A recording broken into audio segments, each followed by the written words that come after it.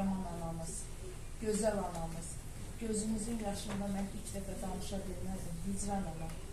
Siz bu fəxri diploma layiqsiniz. Ən yüksək nə varsa da. Teşekkür ederim.